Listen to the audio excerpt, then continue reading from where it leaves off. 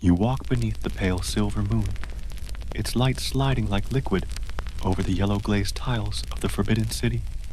The gates tower before you, carved wood, bound with iron, painted once in vermilion, but now darkened with centuries of silence. As they creak open, the air shifts, cool, dry, and filled with the faint smell of incense long extinguished. Inside, the stones echo your steps. Each footfall feels heavier, as if the weight of countless lives presses down through the courtyards. You sense that this place is not simply a palace. It is a labyrinth of secrets, where every door once closed on whispers that decided the fates of empires. Historians tell us that during the Ming and Qing dynasties, the gates were opened each dawn for officials to pass into the inner court. Yet at night, they stood sealed, silent guardians of a world hidden from the common gaze. To walk through them in darkness, as you do now, is to trespass into the domain of dreams and prohibitions. Behind those gates lay the inner court, reserved not for ministers or generals, but for the emperor's household, wives, concubines, eunuchs, and attendants. Official records describe it with formality, lists of ranks, rituals, and duties. But between those cold lines linger stories, too forbidden for the brush of court historians. A fringe of rumor survives that in the deep hours, lanterns burned not for ceremony, but for selection. Concubines would wait, their rooms prepared, while eunuchs carried a lantern chosen by the emperor to the woman who would share his night. If her light was never selected, her life might fade in obscurity, a ghost within gilded walls. Scholars still argue whether this ritual was myth or truth. Some suggest it was a practical way to maintain fairness, a rotation of favor.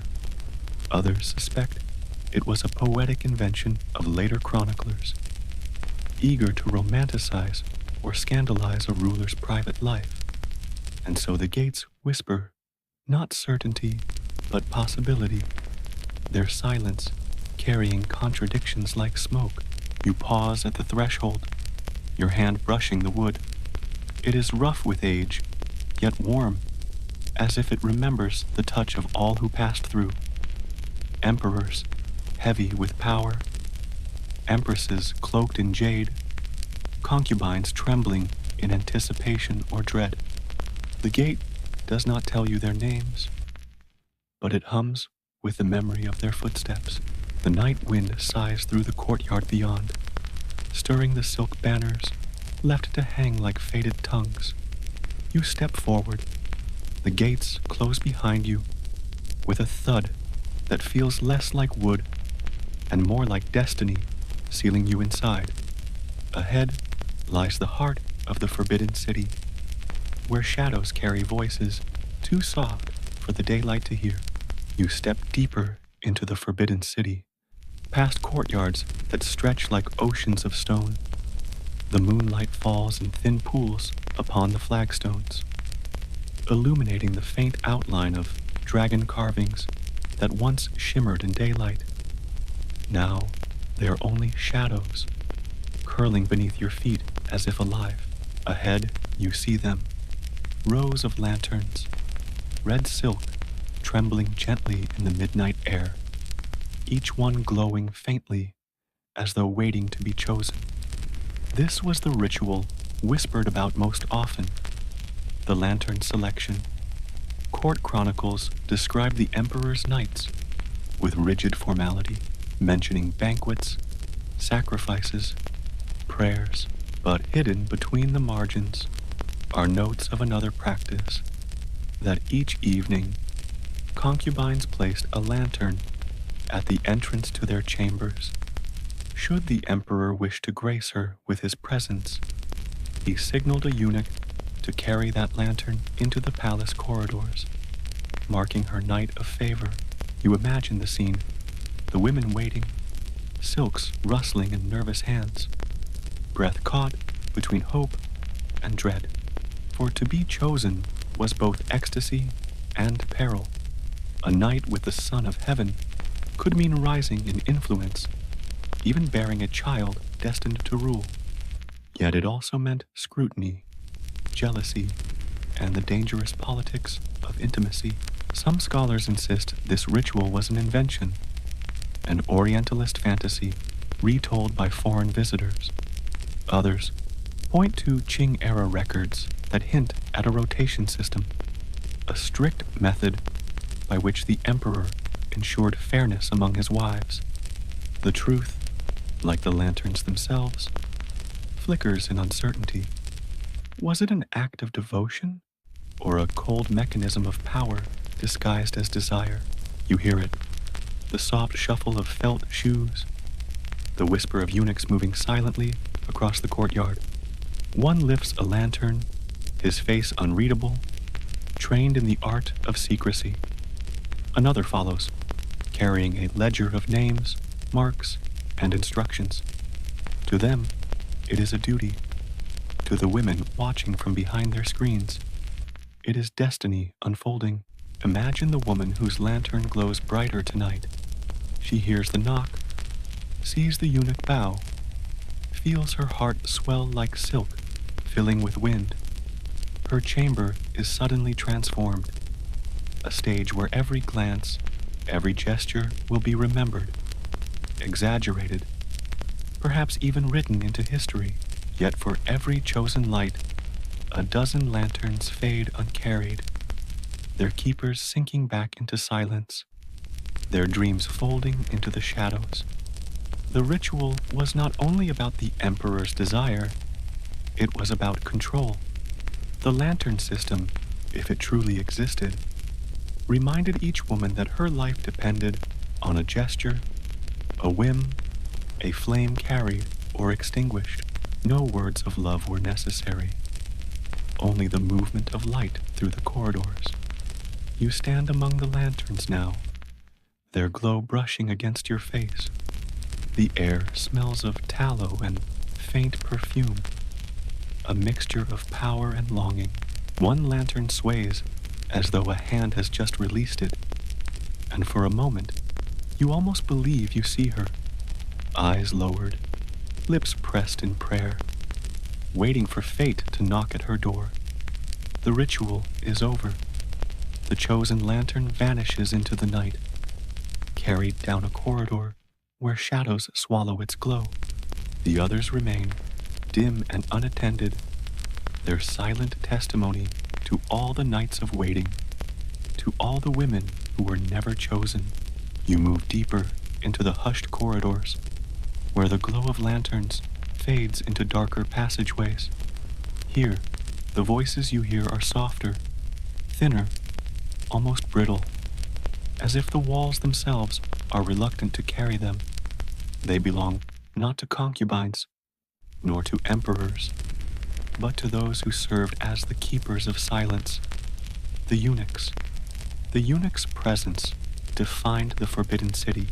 They walked in cloth shoes that barely whispered against the stones, bearing documents, carrying trays of porcelain, guiding lanterns through the night.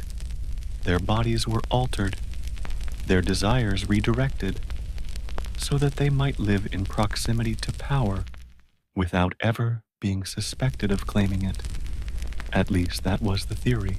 Historians describe the eunuchs as indispensable and dangerous, guardians of secrets, yet also manipulators of destiny.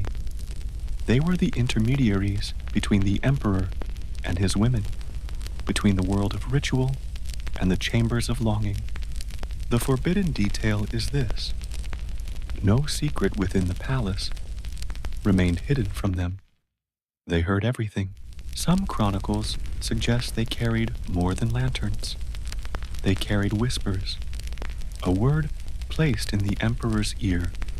At the right moment, a warning about a concubine's conduct or a rumor about an empress's plotting could alter the path of entire dynasties. Others whisper of bribes slipped beneath silk sleeves, jewels given in exchange for a place on the emperor's path that night. And yet, even here, uncertainty lingers. Scholars still argue whether the eunuchs were merely passive servants or shadow rulers of the inner court. Did they shape events, or were they shaped by the crushing weight of obedience? The debate persists, echoing like footsteps down an empty hallway. You picture them in the moonlight, lean figures gliding along corridors, carrying trays of jade cups, their faces expressionless, but their eyes, the eyes, betray what their tongues dare not. They knew which concubine's lantern had been chosen, which empress whispered in sorrow, which secret letter was tucked inside a lacquered box. Imagine their world, forbidden to love, forbidden to father children. They became husbands of shadows, married not to women, but to the palace itself. Their loyalty was tested nightly, their silence demanded like a vow. Yet, in rare stories passed down, one hears of eunuchs who broke those vows, who smuggled letters, who carried messages of passion between chambers, who became the breath of forbidden love itself. The sound of their presence lingers. You hear the faint jingle of bronze keys at a belt, the careful sliding of a wooden door, the hush of fabric as they bow in unison before an unseen figure. Each action was ritual, and each ritual was a wall behind which secrets lived. As you walk the corridor, you feel the weight of their gaze, centuries old but still sharp. The eunuchs were watchers, keepers of both the emperor's favor and the concubine's despair. They spoke rarely, but when they did, empires shifted.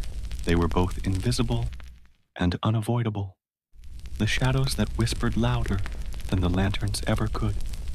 The passage grows colder.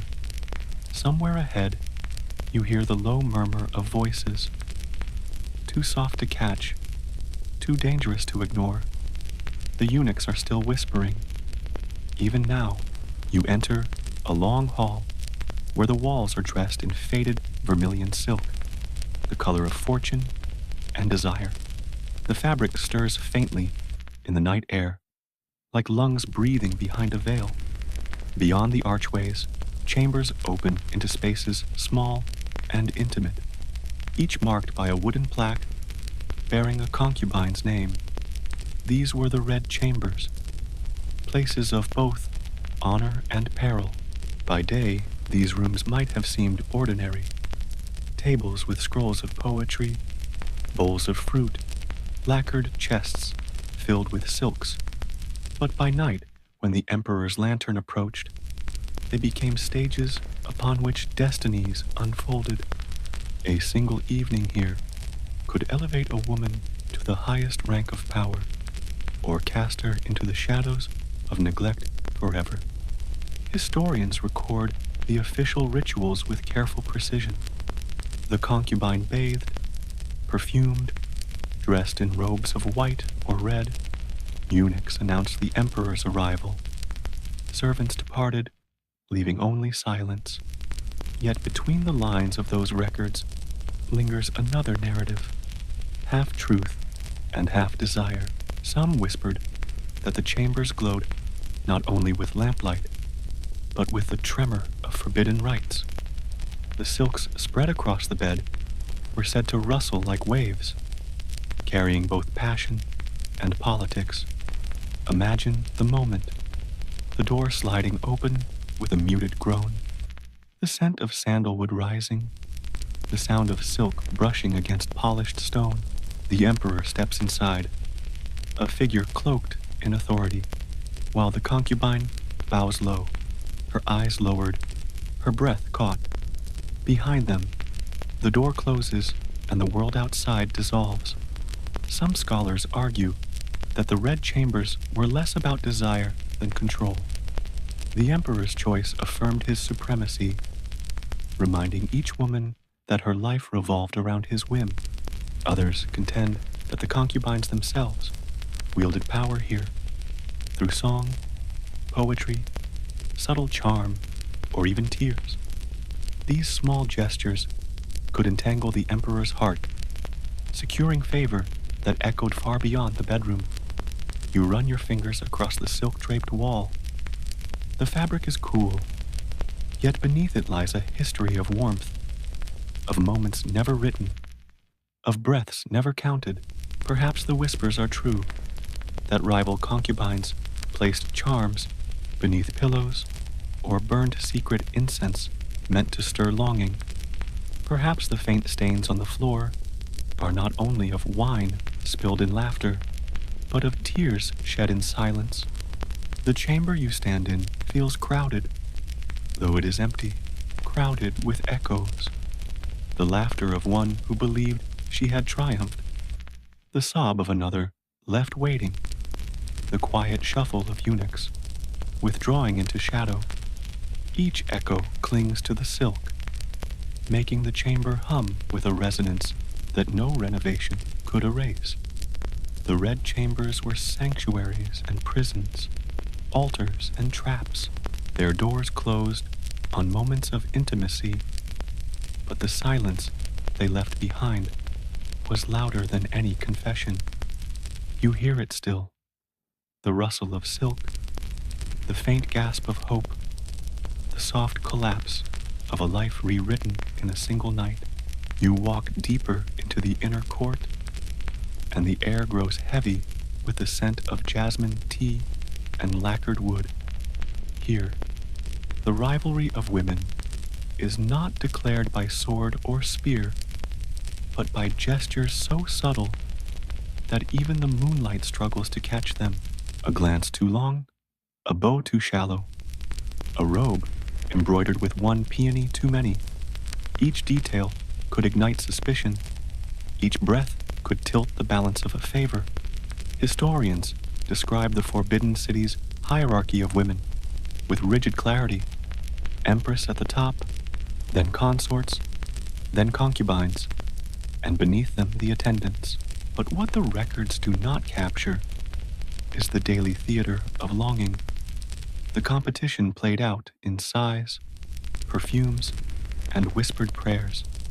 To live here was to exist in perpetual suspense, where every night's selection of a lantern could crown one woman while condemning another to bitterness. Imagine the tea service. Concubines kneel, offering porcelain cups of pale green liquid to the emperor. One hand trembles ever so slightly. Another holds the cup steady with practiced grace. He sips, and in that simple act, 1,000 hopes bloom and wither. Was the flavor too weak? Was the sleeve lifted too quickly? Was the bow humble enough, or too calculated? Such questions kept women awake until dawn, their minds spiraling like smoke from extinguished candles. Some scholars claim these rivalries were exaggerated, inventions of later storytellers eager to paint the harem as a nest of intrigue. Yet there are records, poems, diaries, fragments that reveal bitterness too sharp to be imagined. A verse written in secret speaks of pearls stolen from my pillow, another of the incense that betrayed my night. These fragments suggest that jealousy was not a tale, but a lived reality, as dangerous as any blade. You sense it even now, the invisible duel of perfumes. One chamber releases a fragrance of lotus, another of plum blossom, each designed to lure, to remind, to haunt the emperor's memory.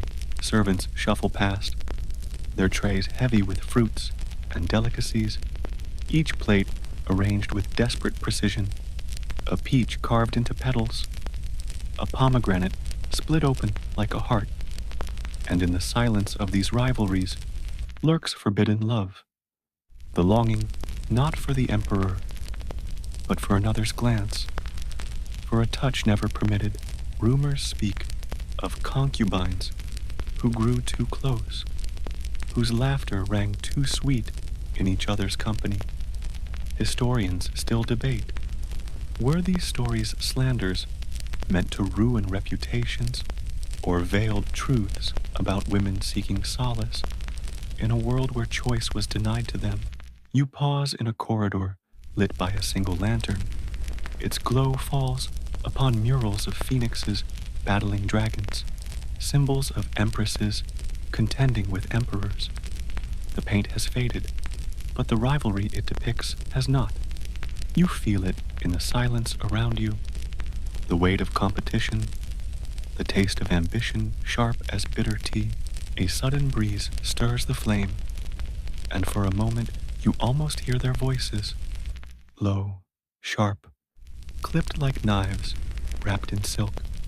Rivalries, too quiet for the records, yet too loud to ever die. You turn into a quieter quarter of the inner court, where corridors narrow and the lanterns burn lower, as if light itself were rationed. The plaques on the doors here are plain, the calligraphy less ornate, the paint rubbed thin by years of hands that waited too long at thresholds. These are the rooms of women whose names seldom appear in the scrolls. Women who arrived with careful braids and borrowed hope, who learned the palace calendar by heart and then watched their days dissolve into sameness. Official records list them, the ranks below the favored consorts, the attendants pressed into a vocabulary of obedience. The rosters preserve their entry dates, their stipends, their gifts on festival nights. That is the mainstream fact, tidy enough to satisfy an archivist. The empire counted everything, yet as you stand beneath the lintel of a dim cell-like room, you sense how much the empire left uncounted. A half-finished poem stitched along a sleeve hem, a comb missing one tooth, a sealed sachet of plum blossom incense that was never lit. They called them flowers of the shadow in certain court verses, a gentle phrase for a cruel condition. A newcomer might be summoned once, perhaps twice, when novelty brushed her cheeks with color. Then the summons ceased. The lantern never returned. Her chamber cooled, the way a cup cools after tea is poured away. The silk runner on the floor took on the shape of waiting. The silk learned it so well, it seemed to remember even after the woman was gone. Some eunuchs said there was a ritual of sympathy among the forgotten.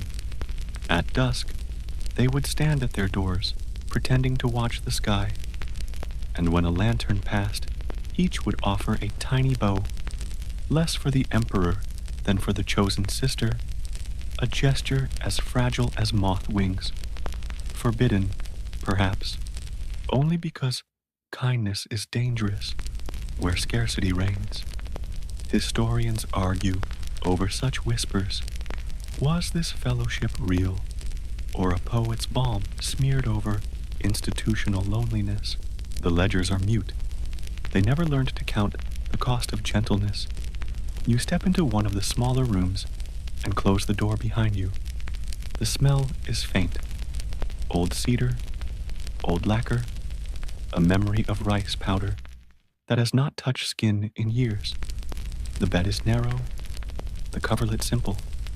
On a low table sits a lamp with a cracked chimney, the glass veined like a leaf in winter.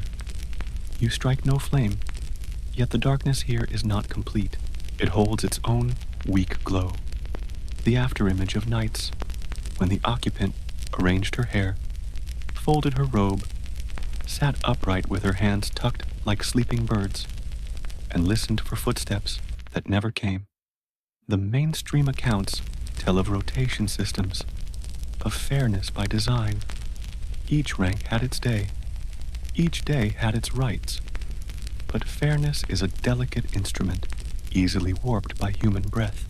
A rumor says a supervisor could misplace a name.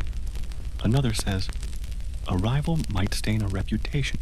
with no ink at all, only a suggestion tilted like a fan. There is a story, scarcely more than a sigh. One woman traded a jade hairpin to a clerk to move her token higher in the stack, and it bought her a single evening, after which she was watched more closely and chosen no more. Scholars still debate whether such barter happened often, or whether it is the mind-s way of rescuing chance from meaninglessness. You find a box in a corner, lacquer chipped, brass clasp loose. Inside, letters without signatures, written in a delicate hand that refuses to imitate official script. The lines are not quite love, and not quite prayer. They are instructions to the self. Breathe before the knock. Do not look up too quickly. Do not say thank you as if you are starving. On one scrap, a stitched character has been unpicked thread by thread. You cannot read the whole word anymore, only absence in the shape of a wish. From beyond the window screen comes the smallest sound, a broom against stone, a swallow dipping under the eaves. The palace continues to clean itself of days, to polish its surfaces until history can see its reflection. Smooth, convincing, dangerously simple. You think of the women who left these rooms alive but erased, dispatched to quiet funerals with proper rites and no stories, or married off to lesser posts beyond the walls, where their past would be an empty sleeve. The Empire made provisions for such transitions. The archives itemize them with meticulous calm. Still, a fringe detail persists in oral tales. Some disappeared without paperwork, transferred in the night to temples as lay attendants, their hair cropped, their voices turned to chanting that softened the edge of their names until nothing sharp remained. There are scholars who insist that forgetting was not policy, but consequence. The court's machinery was too vast, they say, its nights too many, its appetite for ceremony too devout to notice each life it ground into ritual. Others reply that forgetting is a policy, no decree required, whenever power depends upon the silence of those from whom it takes. The argument seems to arise. With the dust motes in this room, two philosophies caught in a shaft of pale light. Either the palace overlooked them by accident, or it needed them to vanish so that its story could stay elegant. You slide the door open and step back into the corridor. The air is cool. Your breath is a more reliable lantern than any you have seen tonight. Along the wall, a mural has faded to soft ghosts. Peonies whose petals are only outlines. Phoenixes whose eyes are uncolored. Someone once traced the edges with a fingertip, as if to confirm that even beauty can be pared down to the suggestion of itself. That finger might have belonged to the woman of this room, counting years, not by festivals, but by the way the paint retreated. A bell somewhere in the distance taps the hour. It does not mean much in these quarters. Time here is elastic. It stretches around unchosen bodies, like a robe that never fits. You imagine the evening the woman finally learned not to listen for steps, the evening she blew out the lamp early and let the smoke curl up a little prayer, not for selection, not for favor, but for a smaller and more dignified thing, to sleep without rehearsing a bow. Before you leave, you turn back. The room has become emptier since you first entered, as if your presence has shaken loose whatever clung to the corners. You understand suddenly that forgetting is not a single event. It is a daily sanding down, a slow replacement of pulse with dust. The palace excels at such work. Its stones are specialists in smoothing. You rejoin the corridor, where a faint draft runs like a hidden stream. It smells of night rain and old paper. Somewhere above, an unlit lantern hangs, its silk dark as a shut-eye. You do not touch it. You know now how much a simple object can promise without ever delivering. You walk on, and the rooms of the forgotten recede into the cool geometry of the palace, each door closing with the softest click, like a bead added to a rosary of vanished names. You turn toward the quarters that do not announce themselves, yet command all that they overlook. A suite of rooms, veiled with yellow silk, and guarded by protocol as dense as a forest. The air here is warmer, as if incense had been burning for years and learned to live inside the wood. You feel the shift in gravity. The center of the palace tilts toward this hidden sun, for here resides the woman who mothers the emperor, and when the stars align with vacancy, mothers the empire itself, the Empress Dowager. The mainstream histories speak with ceremonious caution. They describe titles and investitures, the hierarchy of seals and screens. The audience is held at the rear palace, where ministers bent like reeds, while a voice from behind a curtain decided the weather of the realm. They note precedents, that a child emperor requires a regent, that the mother of a ruler bears authority as old as filial piety. They write of mourning rituals, festival sacrifices, and the orderly transfer of orders through red-lacquered boxes. Everything is neat on the page, tidy as a ledger of dawns. But you can feel the currents that the page cannot keep flat. Behind these layered veils, the Empress Dowager was both sanctuary and storm. She received memorials through hands that trembled, read them with the measured breath of someone who had learned long ago to hide her pulse. Her decisions were said to arrive like snow, silent, soft, and impossible to sweep away before morning. A fringe detail slips through the screens of censorship that the Dowager S chambers were mapped like an extra court, a palace within the palace. Supplicants did not merely kneel. They performed small rituals of scent and silence. A minister might present a box of rare tea whose leaves were rolled into pearls. A general might send a bolt of cloud-patterned silk that, when lifted, whispered of distant cavalry. Gifts in such a world were not bribes so much as languages. Carefully inflected vowels meant to say, "I will obey the summer you decree." The eunuchs here learned to gauge intention from texture, to read loyalty from how the ribbon's knot resisted untying.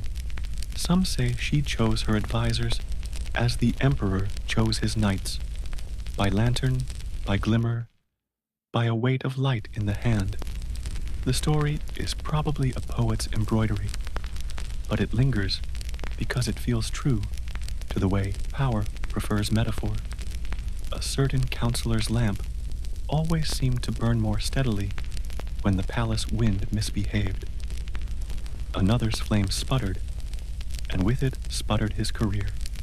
Scholars still argue whether this is superstition lacquered onto policy, or policy that needed superstition's perfume to be carried without offense.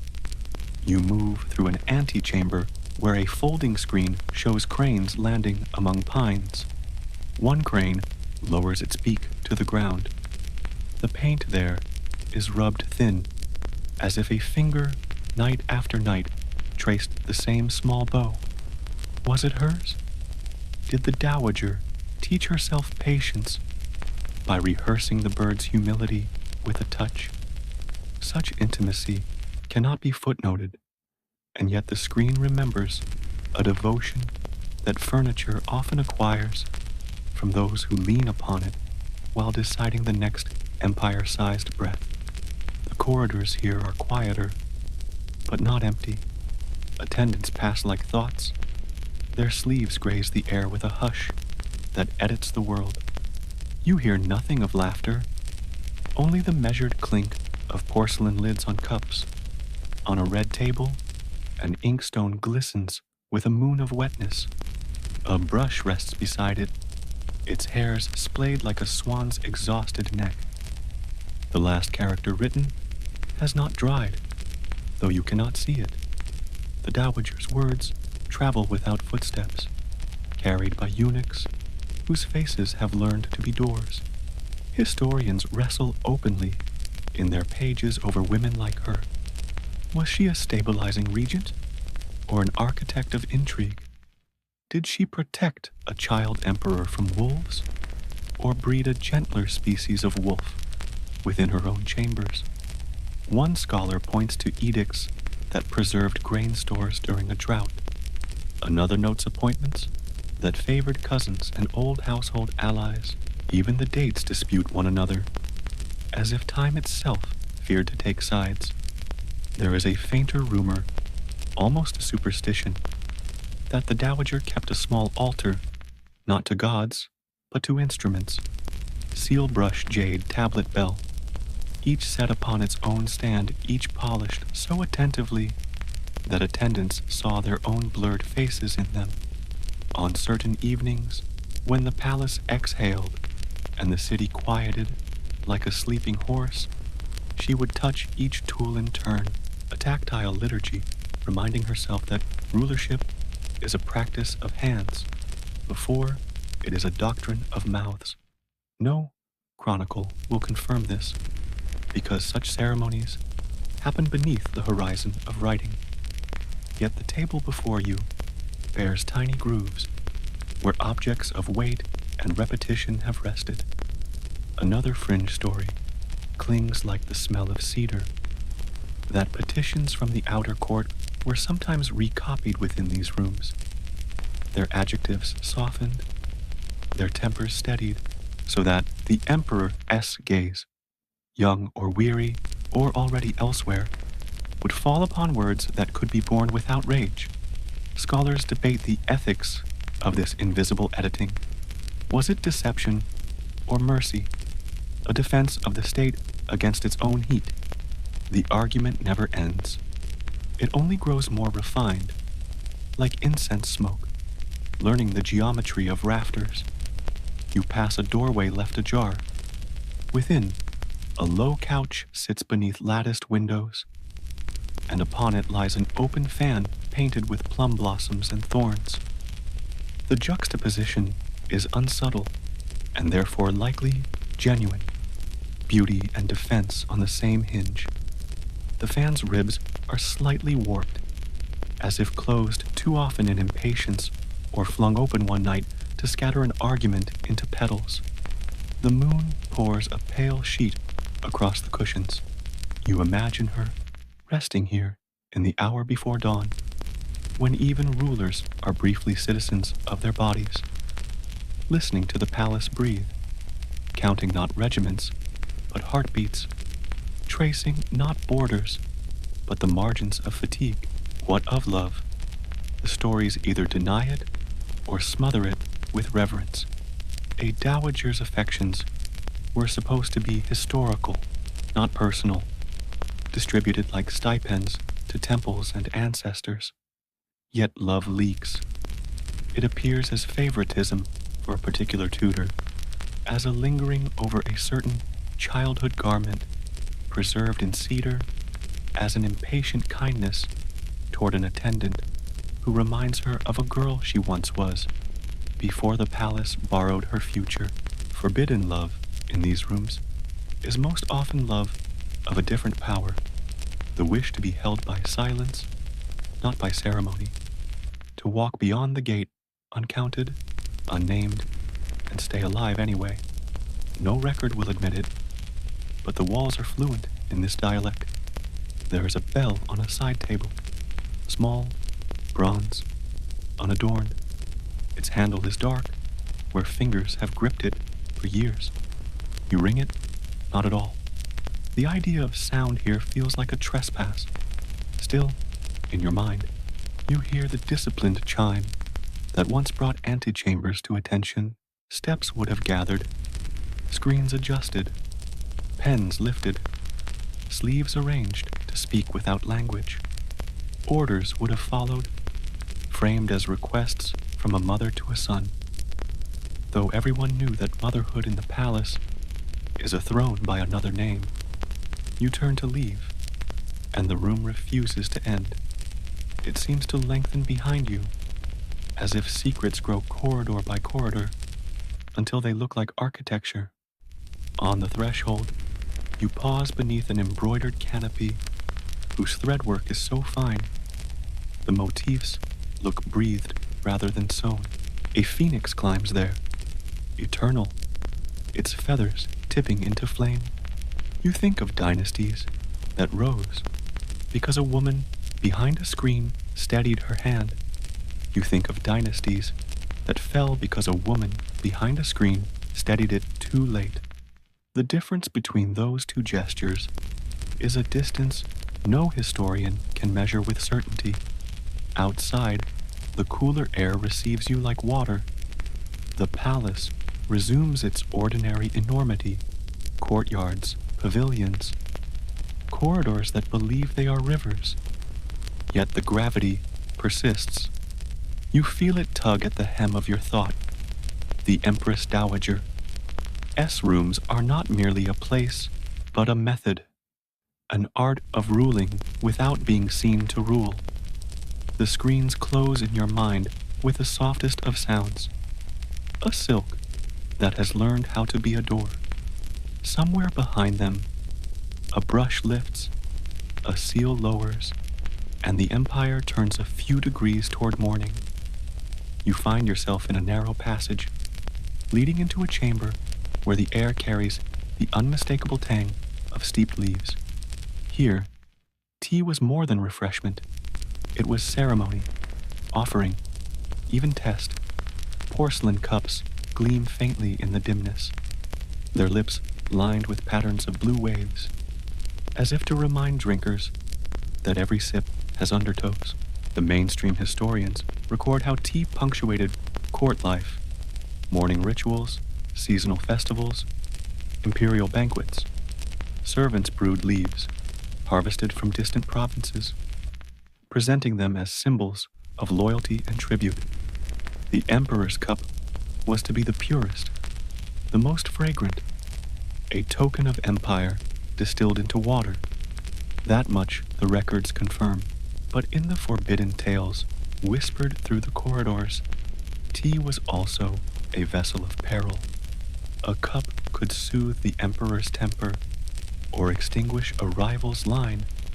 Eunuchs inspected every pot, every saucer, holding them to candlelight for traces of bitterness that did not belong.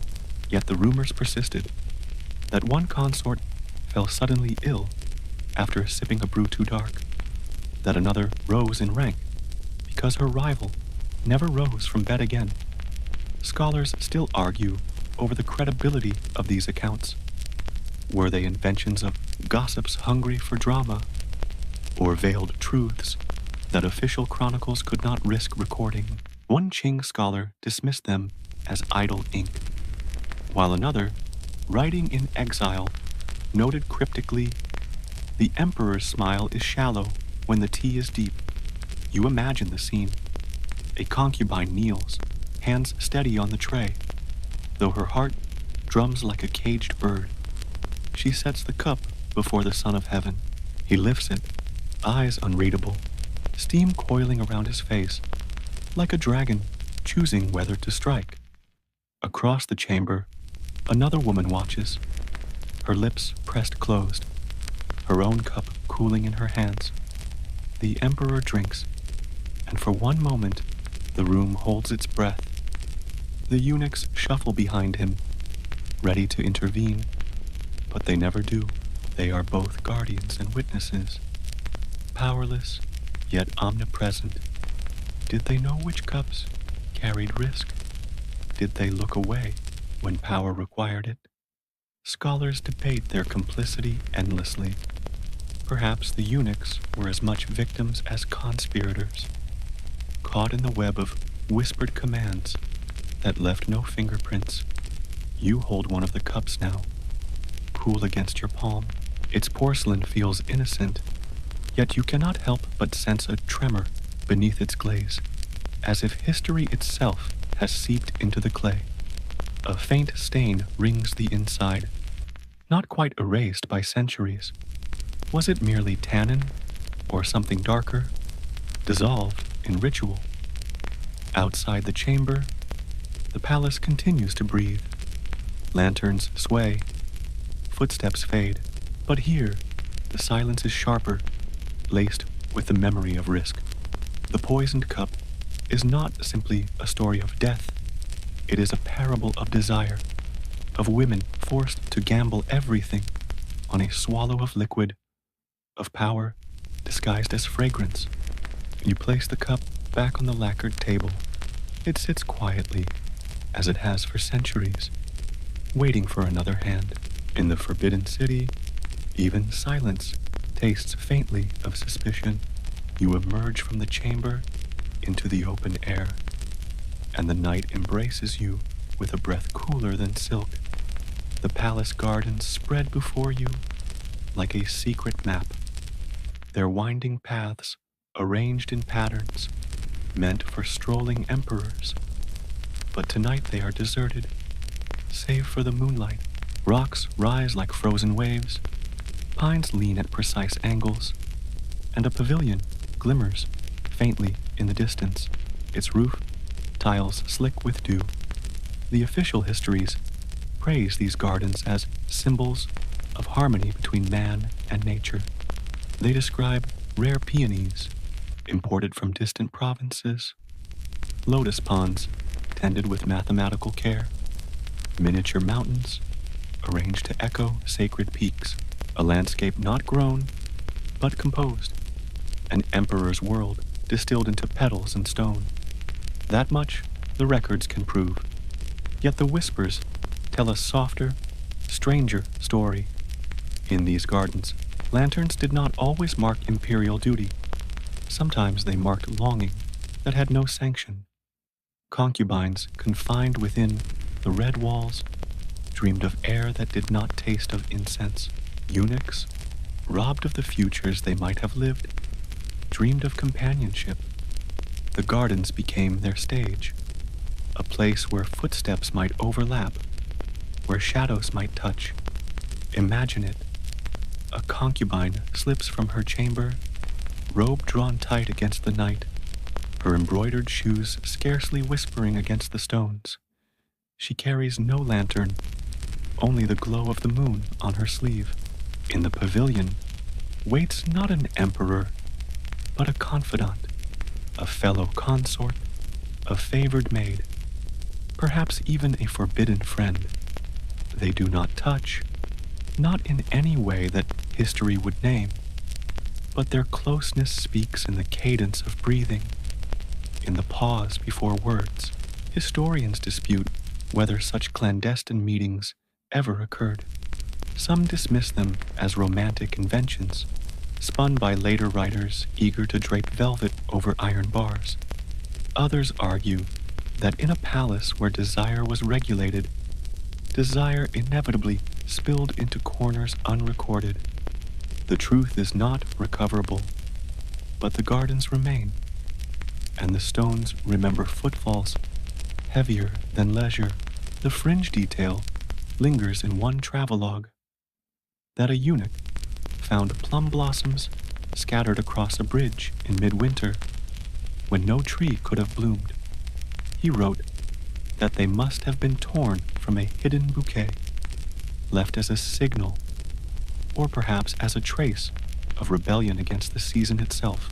The note is brief, its tone uncertain, yet its presence in ink suggests something happened that could not be ignored, though it could not be named. You follow a winding path and pause beside a lotus pond. The water is dark glass, reflecting both moon and roofline. For an instant, You imagine the surface breaking, not from fish or frog, but from a hand slipping into it, fingers splayed in secret, testing the chill, as if to confirm that the world outside the Emperor-esque gaze was still real. A breeze stirs the branches. The pines whisper like conspirators, their needles scratching against one another, as though recording an oath. You walk further and see stone benches arranged beneath a wisteria trellis. The vines hang heavy, their blossoms pale in the moonlight, and you sense the weight of listening. How many confessions, how many sighs were spilled here in tones too soft to ever reach the annals? The mainstream accounts will insist the gardens were maintained for imperial leisure, for poetry readings and contemplative walks. But standing here, you hear the other version, the rustle of silk skirts brushing too near, the hurried step fading into the dark, the laughter muffled before it could betray. These gardens were both ornament and refuge, both stage and hiding place. Above, the moon drifts through a bank of cloud. Its light falters, then steadies, as though reminding you that secrecy, too, waxes and wanes. The forbidden city breathes in rhythms both visible and hidden, and in its gardens, under moonlight, shadows still linger, shadows that once dared to imagine that desire might bloom where none was permitted. You return from the gardens into a hall lined with scrolls, their silk covers dulled by centuries, their knots tied like lips that refuse to open. Here, the voices are not whispers of concubines or eunuchs, but arguments carried across time, scholars wrestling with the meaning of the forbidden city itself. The air smells of ink and dust, as though ideas linger long after their authors have vanished. The mainstream record is careful. It catalogs the hierarchy of the inner court, the precise number of wives and concubines, the rituals of bathing, the daily timetables of service. To the state, the harem was bureaucracy wrapped in silk. Yet, among scholars, the debate is far from settled. Was the harem a prison gilded with ceremony? Or was it paradoxically a throne room where women shaped empires from behind closed screens? One camp of historians paints the concubines as victims of confinement, their lives measured by the emperor's whim, their hopes extinguished like candles in an endless corridor. To them, the palace was a cage, and the women inside were songbirds taught to sing only for one master.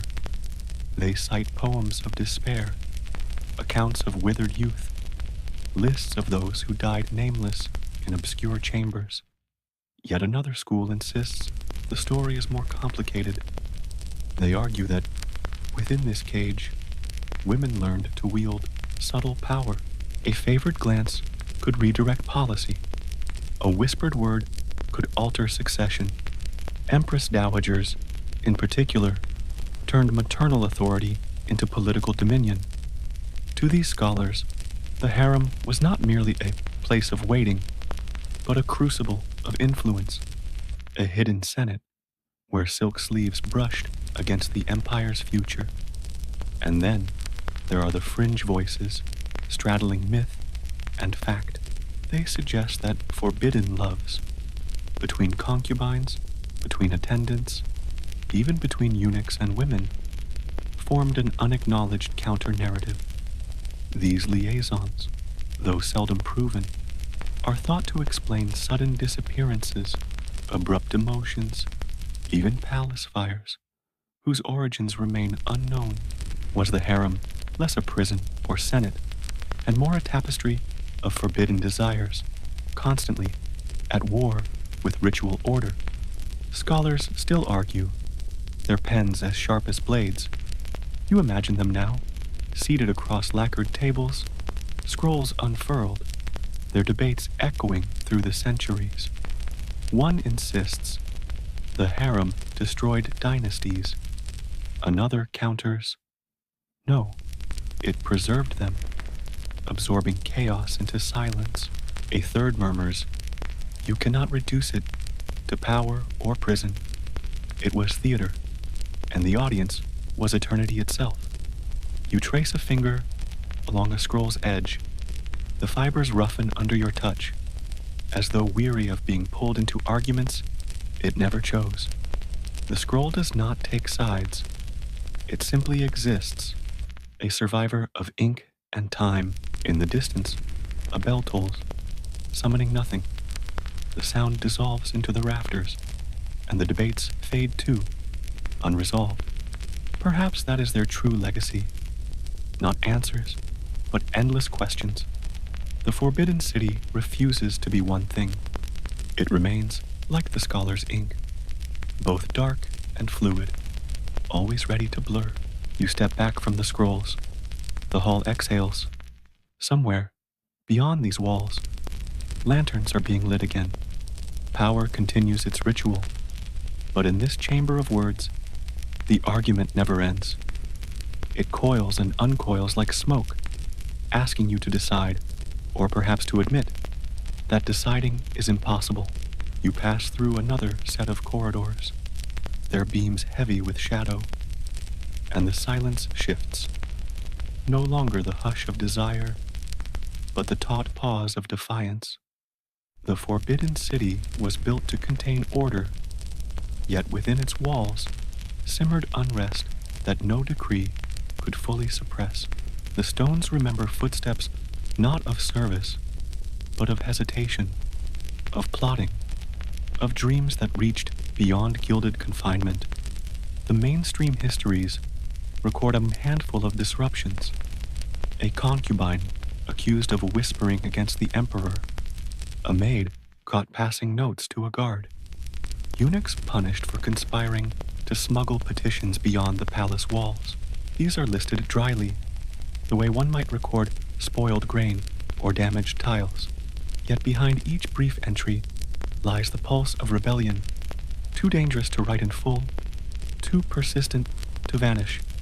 Whispers tell of a concubine who refused to bow, her silk robe torn as punishment, her name erased from the registers.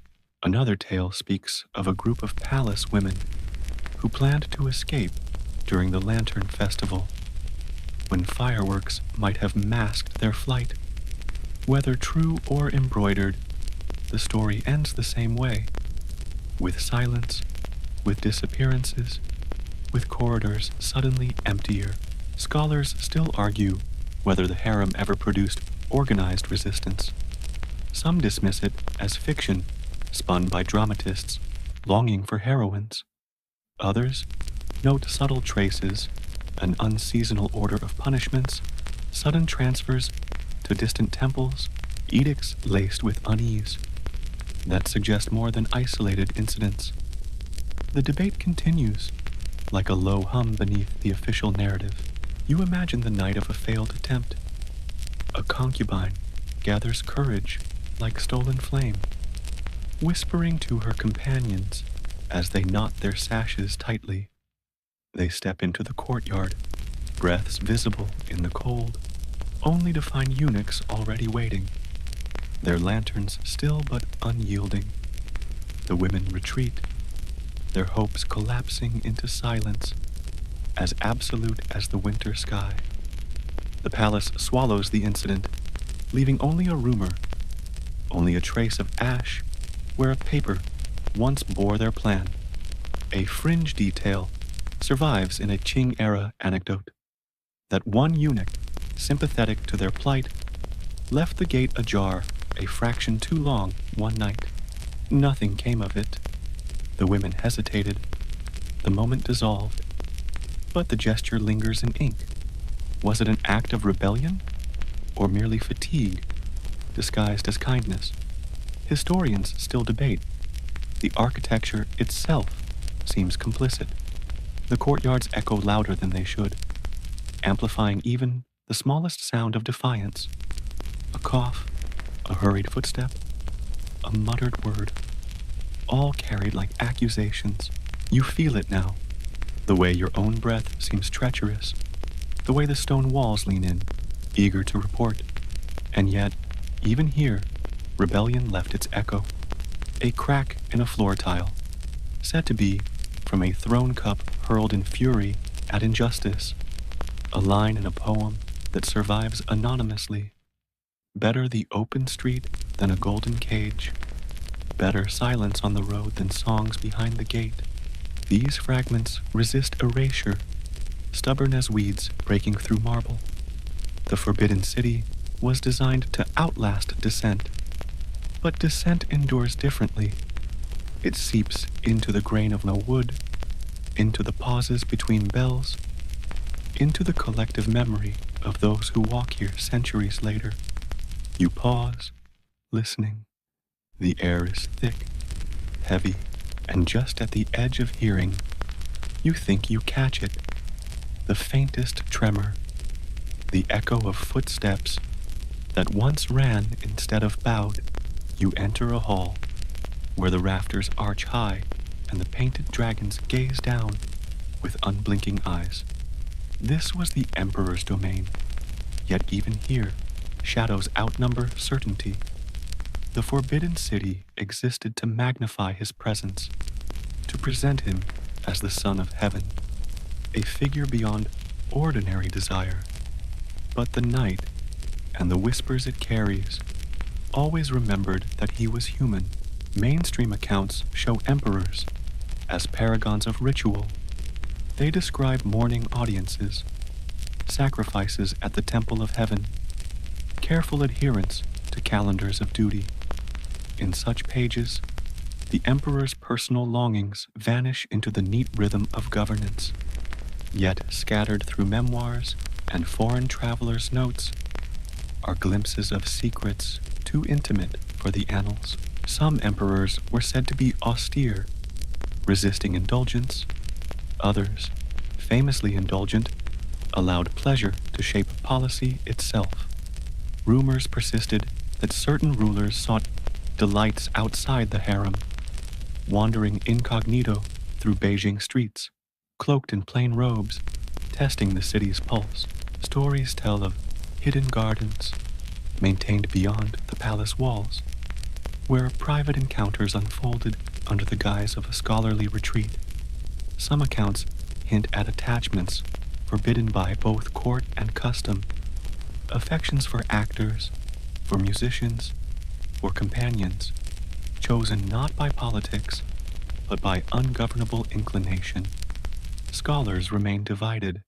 Were these tales exaggerations, painted by hostile chroniclers, eager to undermine imperial dignity, or were they fragments of truth, survivals of human need breaking through the lacquer of ceremony? The debate continues, unresolved, as though even history hesitates to name what desire can compel. Imagine the emperor retreating from a knight's lantern ritual, weary of endless competition staged for his favor. In a hidden study, he lifts a scroll, not of governance, but of poetry, its verses describing autumn geese and longing too subtle to assign a face. Perhaps he recites softly, the way one recites a prayer, letting his voice return to its private register.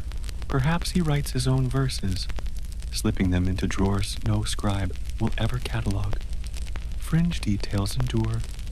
A diary, discovered centuries later, attributed to a court attendant, speaks of an emperor who favored certain songs performed only at dusk, insisting the singers face away from him so that voice alone would occupy the chamber. Another anecdote claims an emperor ordered a painting destroyed because its eyes resembled someone he could not publicly claim. Was it paranoia, or was it heartbreak disguised as policy? Historians still argue. You look up. The dragons overhead leer, their painted mouths forever curled around clouds they cannot swallow. They were painted to suggest vigilance, but tonight They seem like witnesses, forced to keep silent. The chamber feels complicit, as though every carved lattice and polished beam has been trained to guard secrets.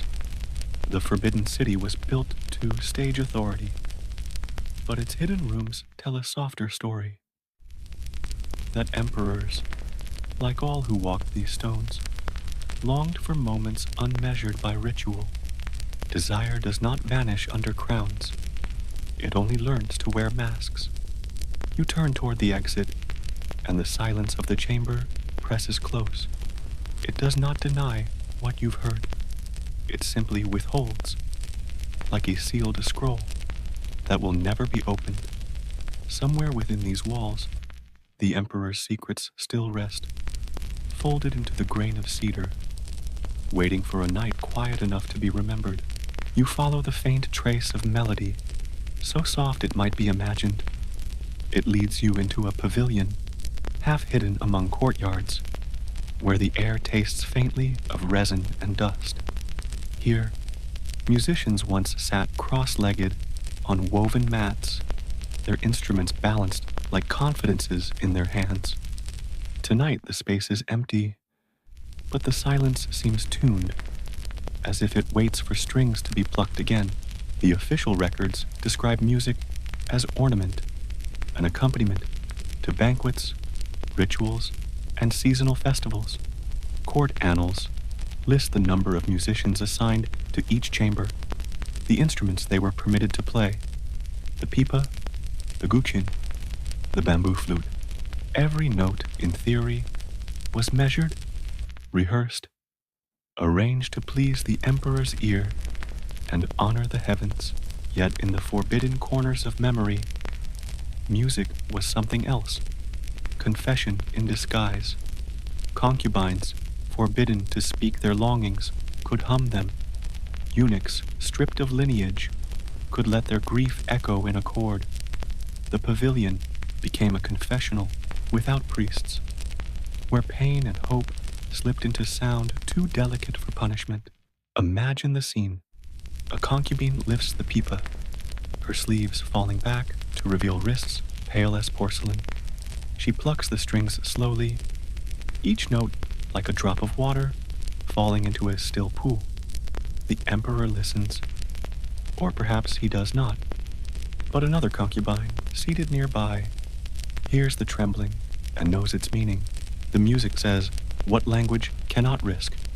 I am here, and I am waiting," and the silence is too heavy to bear alone. Historians remain divided. Some dismiss these stories, insisting music was strictly ceremonial. Others point to poems hidden in diaries, verses that describe songs too sad for festivals, and melodies that trembled as though afraid of their own echo. Did the pavilion host rebellion or only sorrow? Was the music a coded message between souls, or simply art too fragile to survive the weight of politics? The arguments continue, unresolved as always. Fringe details hint at forbidden meetings wrapped in song. One story tells of a eunuch who learned the guqin so well that his playing drew concubines to linger in doorways, risking censure just to hear him. Another suggests that certain tunes, when played after midnight, were as signals, a way to summon or dismiss without words. Historians cannot prove it, but the rumor hums like a faint string beneath their scholarship. You walk to the center of the pavilion and kneel where the musicians once sat. The floor is worn smooth, polished by generations of bodies swaying with rhythm. You press your palm to the wood and almost feel vibration, as if sound has been stored in the grain. The silence around you is not empty. It is resonant, a chord held too long. Above, the moon peers through the lattice work, its light forming bars of silver across the floor. They look like sheet music, written by the night itself. Measures that wait for breath, for touch, for courage. You listen, and though no instrument is near, you hear them still. The concubine's hesitant notes, the eunuch's steady hand, the whispers hidden inside each pause. The pavilion is empty, yet it hums. Music has always known how to survive silence. You step into a gallery of banners, once bright as flame, and now dimmed to the color of smoke. The fabric hangs heavy, embroidered with dragons whose claws no longer catch the light. This is where triumph was meant to be remembered, yet the air tastes of endings. The Forbidden City learned to celebrate victory with ceremony, but it learned to survive defeat with silence. Mainstream histories recount dynastic falls in the language of statecraft, tax burdens swollen beyond endurance, floods and droughts misread as omens, border wars multiplied by arrogance, corruption thickening like lacquer. They list rebellions, name edicts, count troops. They speak of emperors grown distant, ministers grown bold, and treasuries echoing with emptiness. It is a familiar anatomy, a body politic fevered, then failing. But in the corridors, behind the banners, a quieter diagnosis circulates, that the harem, with its jealousies and favors, hastened decline. The charge is not new. Chroniclers in many ages have found it convenient to blame women for the fault lines of men.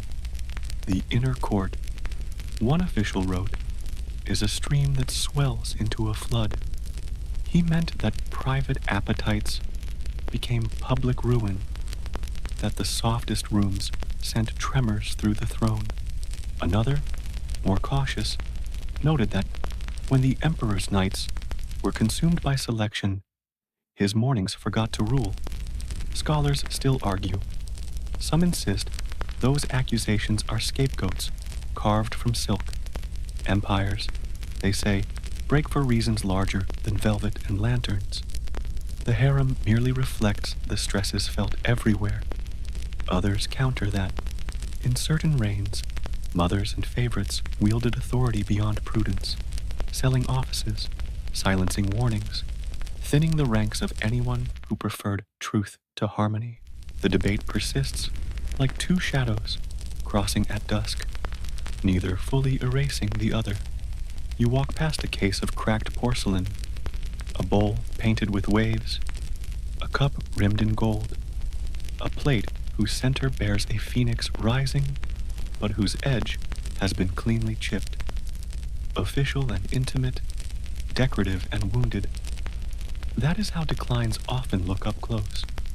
You remember the poisoned cup from earlier halls, and wonder how many dynasties were undone not by a single draught, but by the habit of drinking without tasting.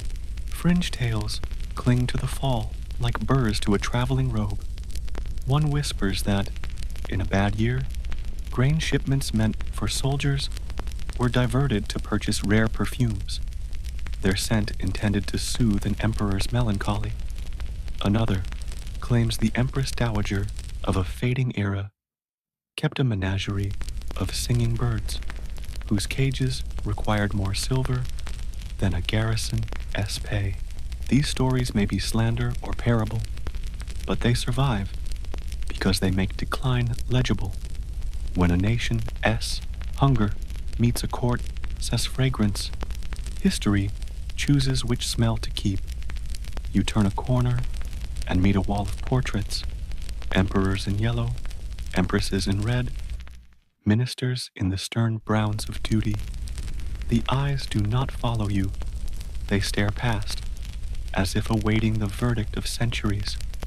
Somewhere among them is a ruler who could not hear counsel over the music of his preferences. Somewhere is a mother whose cautious hand steadied a tottering regime, long enough for a child to grow into a sovereign. Which face belongs to which fate? The lacquer blurs certainty. The mainstream record points to specific collapses. Armies long unpaid, open their gates to rebels. Provincial governors, fattened on emergency powers, discover they prefer independence to gratitude. The capital becomes a rumor of hoofbeats before it becomes a city of open doors. The Son of Heaven flees or kneels or vanishes into a chronicle's last line. Meanwhile, the inner court, wives, concubines, servants, dissolves like salt into whatever water history offers. Exile, cloister, captivity, or an unmarked grave spared the ink of blame. A fringe detail stirs in a marginal note. As the final rebels approached one dynasty's walls, a group of palace women, stitched all night, not mourning robes, but travel sacks, small, coarse, quickly made. At dawn, they distributed them among themselves, with the composure of accountants. The note ends there, but the thread continues in imagination. What did each woman pack when the empire was reduced to what she could carry? A comb, a slip of poetry, a sachet of plum blossom, scent so faint it could be mistaken for hope. Scholars hesitate to cite this anecdote. It feels too tender to trust, and yet tenderness often remembers what ledgers forget. You step into a long corridor, open to a courtyard, where the wind lifts old leaves into a reluctant dance.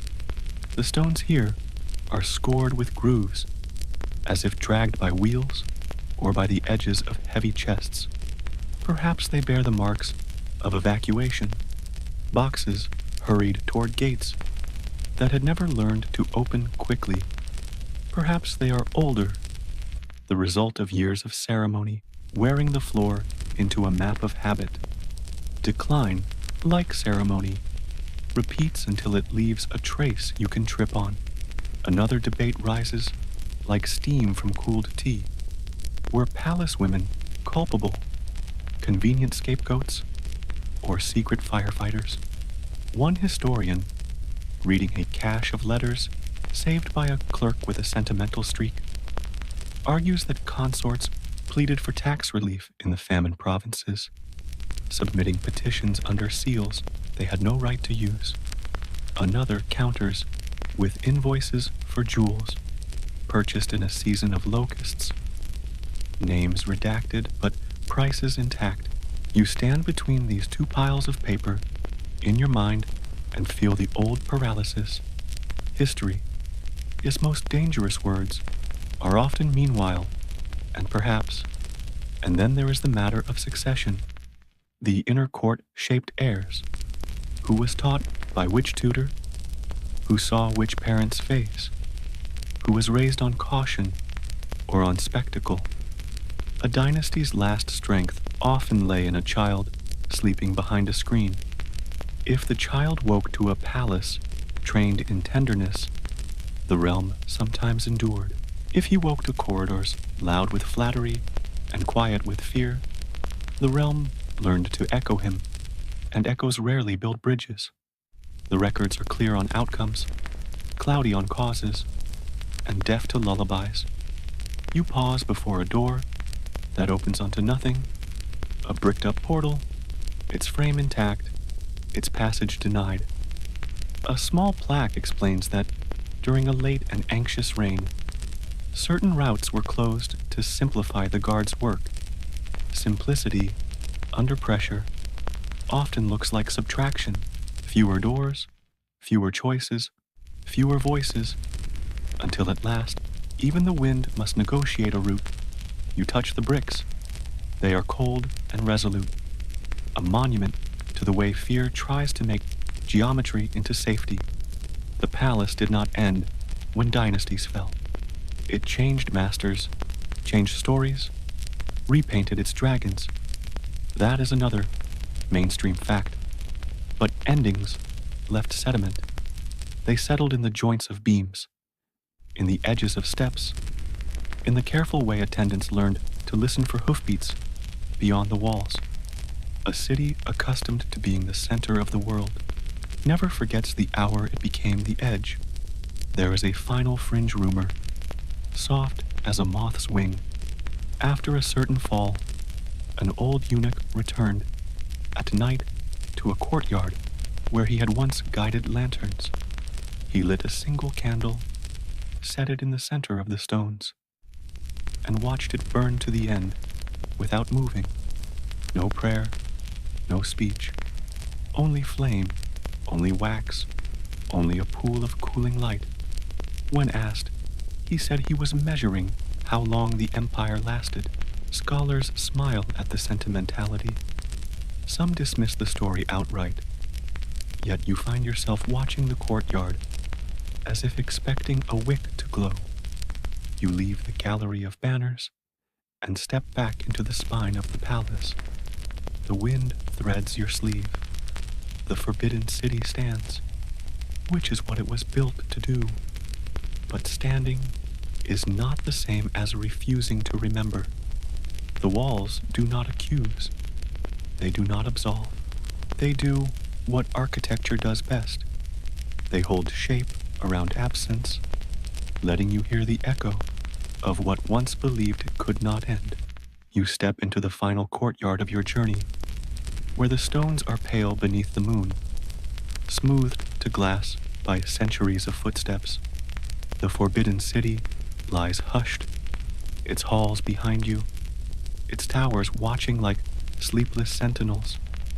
Here, at the edge of so much memory, you pause and listen, not for a ceremony, not for rivalry, but for what remains when voices fade.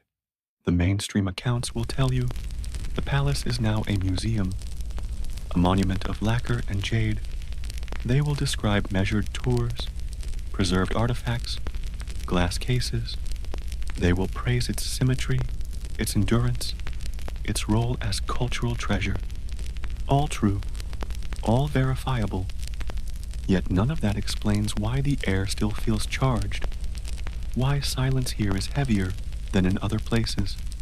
The fringe whispers say that shadows never left, concubines forgotten, eunuchs silenced, emperors whose secrets dissolved into incense smoke. Each left an imprint, not ghosts in the way of horror, but shadows in the way of memory, impressions pressed into walls, sighs lodged in roof beams. A visitor who lingers too long may hear footsteps without feet, may sense silk brushing the back of their hand, may smell sandalwood where no brazier burns. You stand still and close your eyes. The palace breathes around you. In that breath you hear echoes, the hush of a eunuch guiding a lantern, the laughter of concubines sharing forbidden kindness, the low murmur of an empress dowager rewriting history behind a screen. You hear rebellion stamping briefly before being swallowed, music trembling into silence.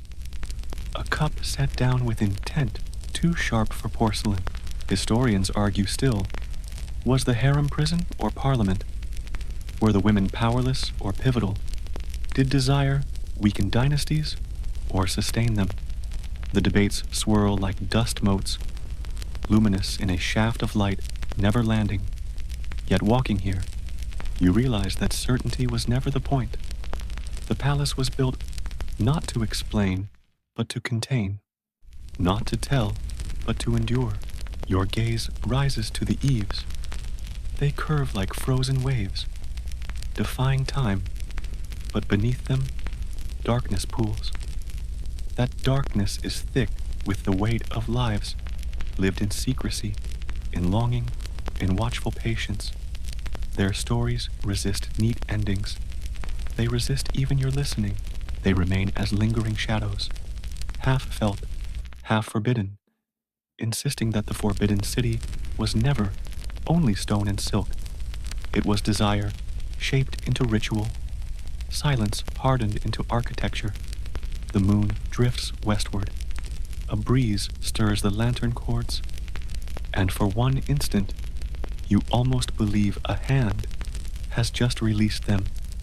The shadows stretch, then dissolve, Then stretch again. You step forward, and the courtyard holds your echo the way it has held all others, without judgment, without end. The palace is behind you now, though its silence follows like a cloak. You walk slower, letting each step soften, letting each breath ease. The lanterns no longer burn, yet their faint glow lingers in memory, and you carry it gently, like an ember that asks nothing but rest. The Forbidden City, with all its corridors and chambers, has unfolded its shadows for you. You have passed through gates that whispered, along halls where silk once trembled, through gardens where forbidden hopes brushed against moonlight. You have heard the arguments of scholars, the sighs of concubines, the steady silence of eunuchs, the measured breath of empress dowagers. All their stories weave together into a tapestry too vast for certainty, too delicate for finality. Now, you need not decide what was true, what was rumor, what was myth. You need only rest in the knowledge that history is never only ink. It is silence, scent, shadow, a rhythm that continues even when the world believes it has stopped. The palace remains, its stones cool, its rafters strong, its echoes gentle. You can leave it now, without fear of forgetting. It will remember for you. Breathe. Let the images soften. Let the names dissolve.